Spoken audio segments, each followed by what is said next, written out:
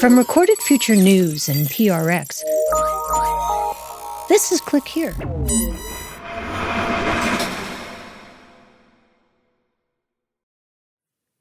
Cyber Command is the military's invisible force, operating from deep inside the NSA's glass bunker in Fort Meade, Maryland.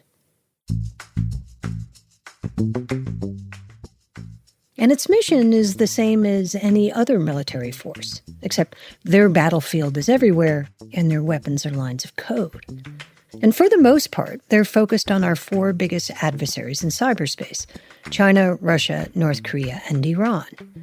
So when news broke that Defense Secretary Pete Hegseth had told Cybercom to hit pause on offensive operations against Russia, it made headlines around the world. Some breaking news. U.S. Cyber Command has been ordered to stop offensive operations against Russia. And that's fueled concerns that the Trump administration is going soft on Vladimir Putin. Another signal, it seemed, of a bigger shift in U.S. policy. The Trump administration's open-armed approach to a longtime adversary, one who happens to have been particularly aggressive in cyberspace, whether through state-sanctioned attacks or the ones Moscow conveniently ignores. Like, we can just go down the list of stuff that we can attribute back to Russia. This is Jake Williams, a former NSA cyber operator and now vice president at the cybersecurity firm Hunter Strategy. NotPetya, that was a destructive cyber attack. That's Russia. Olympic Destroyer, that's Russia. Viasat, that's Russia. So the idea that we would stop pre-positioning against a country that has a history of that is frankly lunacy. Jake's not the only person who took the news this way. Headlines and talking heads were full of alarm. It's very, very concerning because the reality is Russia's not stopping their offensive operations. The pause in operations does have a lot of U.S. officials concerned about what could come next. If we stop planning operations, that'll really put us behind.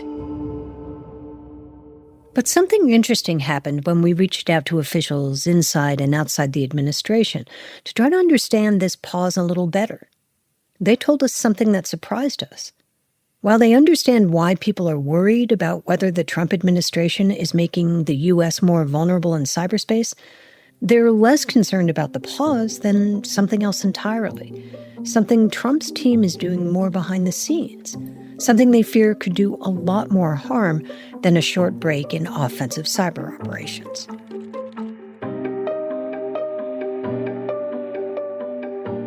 From Recorded Future News, I'm Dina Temple-Reston. And this is Click Here, a podcast about all things cyber and intelligence. We tell true stories about the people making and breaking our digital world. And when Trump roared into office a few months ago, it was amid a flurry of executive orders, and it seemed to cue chaos. Then he let DOGE, Elon Musk's Department of Government Efficiency, take a chainsaw to the federal workforce. And it only added to the din. But with so many alarm bells ringing, which ones signal real danger and which are just noise? Today, we try to sort the signal from the static. Stay with us. This is a message from sponsor Intuit TurboTax. Taxes was waiting to get your money back, which turned into worrying about getting your money back. Now, Taxes is matching with a TurboTax expert who can do your taxes today and help you get up to a $4,000 refund advance loan fast. Get an expert now on TurboTax.com. Only available with TurboTax Live full service. Refund has $0 loan fees and 0% APR. Refund advance loans may be issued by First Century Bank N.A. or WebBank. Terms apply, subject to credit approval. This message is brought to you by Apple Card. Apple Card is everything a credit card should be. It's easy to manage, built to be secure, and gives users up to 3% daily cash back on every purchase. The best part about Apple Card is applying is quick and easy. Apply in the Wallet app on iPhone and see your credit limit offer in minutes. Subject to credit approval. Apple Card by Goldman Sachs Bank USA, Salt Lake City branch. Member FDIC. Terms and more at applecard.com. This is Click Here.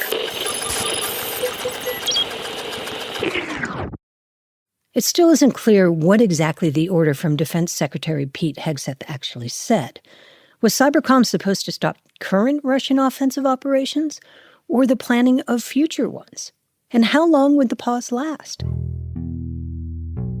As a general matter, Cybercom officials are very tight-lipped about their operations, understandably so.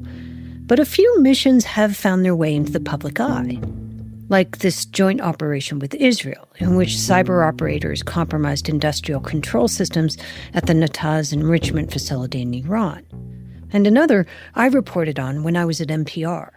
NPR has exclusive access to nearly a dozen people involved in this classified operation, and NPR's Dina Temple-Raston is in our studios with details. In that operation, the U.S. attacked ISIS's media arm and made it really hard for them to disseminate their propaganda. That's a sampling of our offensive operations, the ones Secretary Hegseth reportedly asked Cybercom to put on hold against Russia. Days after our sister publication, The Record, broke the story about the Cybercom pause, the Pentagon posted a response on X. It claimed that the Secretary of Defense had neither canceled nor delayed any cyber operations directed against malicious Russian targets, which doesn't exactly say a pause in operations against Russian government networks never happened. Malicious Russian targets could be, say, ransomware gangs or cyber criminals. We spoke to 4 people, both inside and outside the current administration, and they told us, in fact, that the pause order did occur. But they were quick to add that the order may not be as alarming as it appears at first blush, for a few reasons. For one, the directive doesn't seem to touch intelligence gathering, or the Russian-focused work of the NSA, CISA, or the CIA. So this isn't a full-scale cyber stand-down, not even close. And inside Cyber Command, there may not have been all that much to pause in the first place. 3 sources who are in a position to know but declined to go on the record told us that the number of Cybercom offensive cyber operations against Russia have sort of dropped in recent years. Why? Because, frankly, there hasn't been as much of a need. Russia's cyber attacks against the U.S. have slowed. Not because they had a change of heart, but because they've been busy launching cyber attacks in Ukraine and sabotage missions across Europe. And even when operations are needed, Cybercom isn't always the one doing the job anymore. And in the case of Russia, well, Cybercom certainly isn't alone in targeting their systems. The hacktivist community has gone insane against Russia, right? This is John Clay, Vice President of Threat Intelligence at Trend Micro. Last I saw, there was like 60-plus hacktivist groups that were targeting Russian infrastructure, Russian, organizations. So you basically have this de facto group that is doing that job, right? Unaffiliated hackers around the world now putting Russia in the crosshairs. Taking down Russian news site RT, which many decry as a propaganda outlet for Vladimir Putin. This is a message to Vladimir Putin. Members of Anonymous have declared cyber war against your aggressive regime. Hacktivists are messing with railway systems in Russia, cracking into Russian government websites, basically making Moscow's life miserable. And then there's this other piece of this. It's not totally unheard of to order this kind of pause. A short stand-down has been used in the past as a sort of olive branch to an adversary. It sometimes happens before state visits or during sensitive negotiations like the ones to end the war in Ukraine. It's rare, but it happens. And it wouldn't be out of the ordinary as Trump seeks to get Russian negotiators to the table. So for all these reasons, officials told us, this pause may not be as alarming as it first seemed. But there are some caveats. For one, they said, it depends how long the Hegseth pause actually lasts. Because there's a big difference between a pause of days and a pause of months. The longer it drags on, the harder it is to restart, because cyber operations don't just get fired back up with the flip of a switch. It's potentially double-digit months, right, to get stuff in the right positions. Jake Williams again. It's not like go project force anywhere in the world in 12 hours kind of thing. That's not how cyber works. Cyber campaigns like the one that crippled ISIS's media arm or the one that hit Iran's uranium plant, they take months, sometimes years to plan. And if operators stand down too long, The conditions they relied on, the unpatched network, the hidden backdoor, they could just disappear, meaning months of work, maybe years of it, is just wiped out. And that, some of the people we spoke with said, is a distinction Defense Secretary Hegseth may not fully appreciate. Because standing down a conventional military operation is really different from standing down a cyber one. It's not as simple as how we plan a conventional campaign. So my thought was, maybe they didn't realize that that would have such a large effect on cyber. That's Jacqueline Schneider. She's a fellow at the Hoover Institution and runs their Wargaming and Crisis Simulation Center. But the problem is, while people focus on this pause, some experts warn that they might be missing something much bigger, something much closer to home. The army of coders Elon Musk has embedded across agencies in Washington, and the way they're digging into the country's IT systems. Overnight, sources confirming that Elon Musk has been given access to the U.S. Treasury Department's vast payment system. And the concern is a process they seem to be skipping, a very nerdy process, but one that, if ignored, could have very real consequences for all of us. That's when we come back. Stay with us. This show is sponsored by BetterHelp. Therapy should feel accessible, not like a luxury. With online therapy from BetterHelp, you get quality care at a price that makes sense. And it's convenient. You can join a session with a click of a button, helping you fit therapy into your busy life. Plus, you can switch therapists at any time. With over 30,000 therapists, BetterHelp is the world's largest online therapy platform, having served over 5 million people globally. Your well-being is worth it. Visit BetterHelp.com/click here to get 10% off your first month. That's BetterHelp, HELP.com/click here. Hi, I'm Morgan Sung, host of Close All Tabs from KQED, where every week we reveal how the online world collides with everyday life. You don't know what's true or not because you don't know if AI was involved in it. So my first reaction was, haha, this is so funny. And my next reaction was, wait a minute, I'm a journalist. Is this real? And I think we will see a Twitch streamer president maybe within our lifetimes. You can find Close All Tabs wherever you listen to podcasts.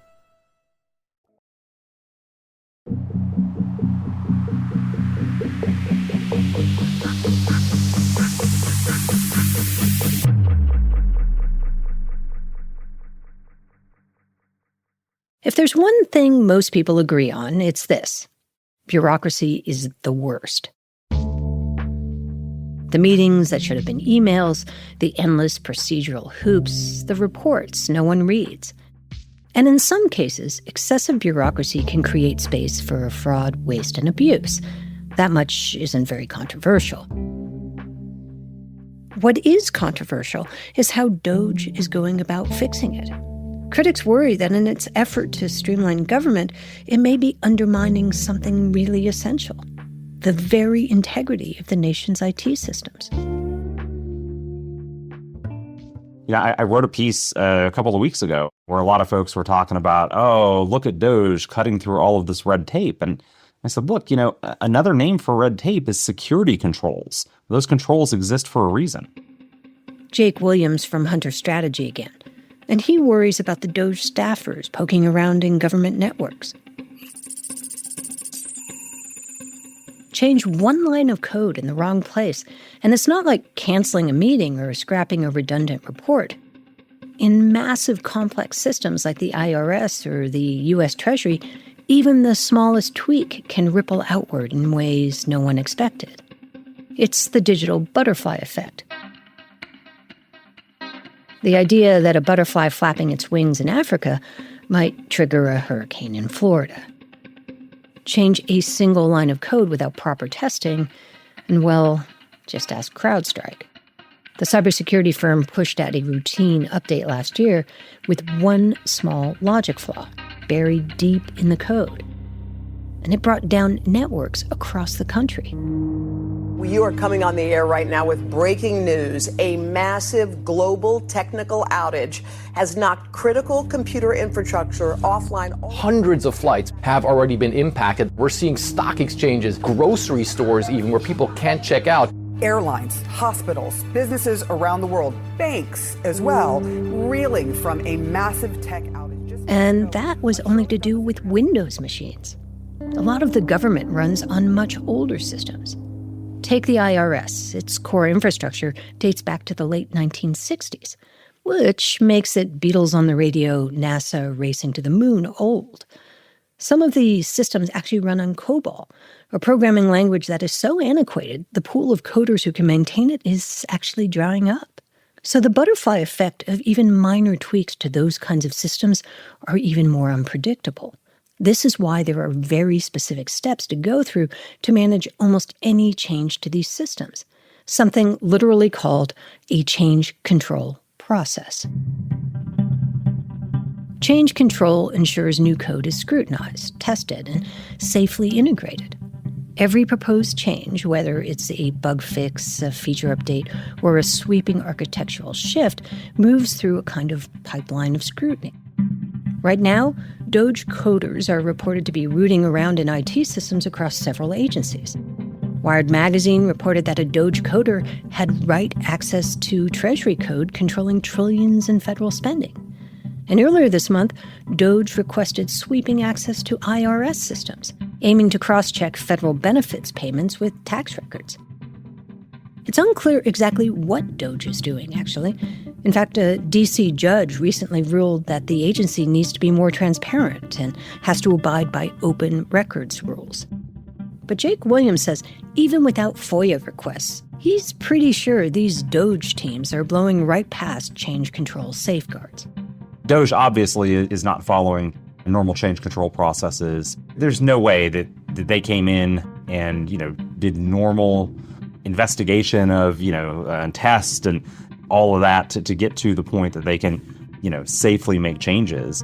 One of the things that, typically happens with change control is that security reviews the changes and typically is doing some testing in a staging environment prior to pushing those changes. And again, just the speed with which all of this is being done, there's just no way that all of that is following a normal process. And I think that alone is something that a lot of folks don't realize is such a big cybersecurity concern. We reached out to Doge to ask about their change control systems, and they didn't get back to us. You can imagine that adversaries understand that all these new people in U.S. government systems, even if they have the best intentions, may accidentally insert vulnerabilities into U.S. networks. And it stands to reason they'll be looking for exactly that, to see if there's something they can somehow use to their advantage. Totally conceivably, we could be, increasing the risk of threat actors being able to penetrate those systems. And that's the tension. The world is littered with examples of hasty changes leading to disaster, many of which could have been avoided if there'd just been one more set of eyes. And change control does slow things down. But it's not about bureaucracy. It's almost like an agreement, a balance between speed and safety, and innovation and stability, a process that, when done right, doesn't stifle creativity, it actually protects it.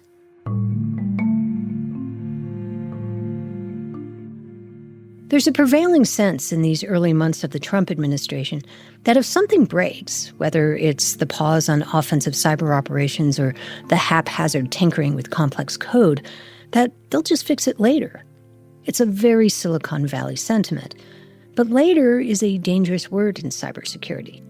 Later is when vulnerabilities become breaches. Later is when adversaries exploit the gaps. Later is when the theoretical risks become real-world consequences. Later is too late. This is Click Here. Looking for more of the cybersecurity and intelligence coverage you get on Click Here? Then check out our sister publication, The Record, from Recorded Future News. You'll get breaking cyber news from reporters in New York, Washington, London, and Kyiv, among others. And you'll see for yourself why it attracts hundreds of thousands of page views every month. Just go to therecord.media. Today is Tuesday, March 18th, and here are some of the top cyber and intelligence stories of the past week. Wired magazine reported last week that workers at the Cybersecurity and Infrastructure Security Agency, or CISA, are struggling to protect the U.S. amid mass layoffs and weak leadership. They said that vital support staff have left, international partnerships are fraying, and employees are afraid to discuss threats to democracy, which they're not supposed to counter anymore. The agency is part of the Department of Homeland Security, and for years now, it's been providing cities and businesses with support against cyber attacks. CISA is thought to have lost some 10% of its 3,200-person workforce. A lot of people got emails on February 14th that said their services would just no longer be required. I was let go on that Friday night at 7:28 p.m., and now I am scrambling to find a job for the first time in 15 years. People inside and outside government are sounding the alarm about the CISA brain drain. Some new CISA leadership might be on the way, though. Last week, President Donald Trump nominated Sean Planky for the top job there. Planky worked cyber issues at the Department of Energy and in the National Security Council during the first Trump presidency. He's a Coast Guard veteran and earned a Bronze Star for his work on offensive cyber operations while deployed to Afghanistan in 2013. In a recent interview with Recorded Future News, Planky said that the Trump administration will likely focus on getting more from our partners and on supply chain vulnerabilities. Cybersecurity experts on both sides of the aisle are praising the nomination. And finally, interested in cybersecurity and AI? There's a new school for you. USF revealed some details about their brand new college that's going to be opening its doors, the USF Bellini College of Artificial Intelligence, Cybersecurity, and Computing. Tech entrepreneur Arnie Bellini and his wife Lauren donated $40 million to the University of South Florida to open the first school of cyber and AI education in the U.S. Bellini is the former chief executive and co-founder of the tech service company ConnectWise, which sold for $1.5 billion in 2019. Bellini said China's growing prowess in cyber and AI inspired him to establish a university program that could become ground zero for cybersecurity in the United States more generally. The Tampa area has seen a rise in private cybersecurity companies and is home to the MacDill Air Force Base, which is where the U.S. Central Command and Special Operations Command work out of. Now, the new college, opening next fall, will take in approximately 3,000 students specializing in cyber and AI-related courses.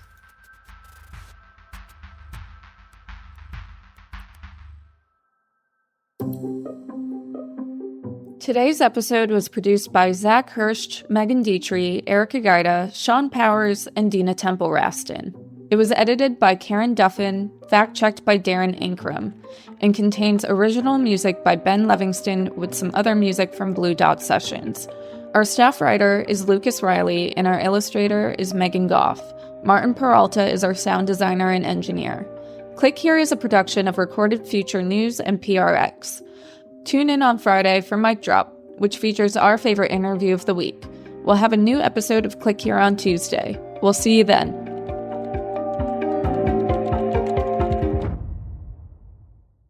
If you're looking for a daily guide to cybersecurity news and policy, sign up for the Cyber Daily from Recorded Future News. It serves up the day's most interesting and important cyber stories from our sister publication, The Record, and then aggregates all of the big cyber stories you might have missed from news outlets around the world. Just go to therecord.media and click on Cyber Daily to get all you need to know about the world of cybersecurity right in your inbox.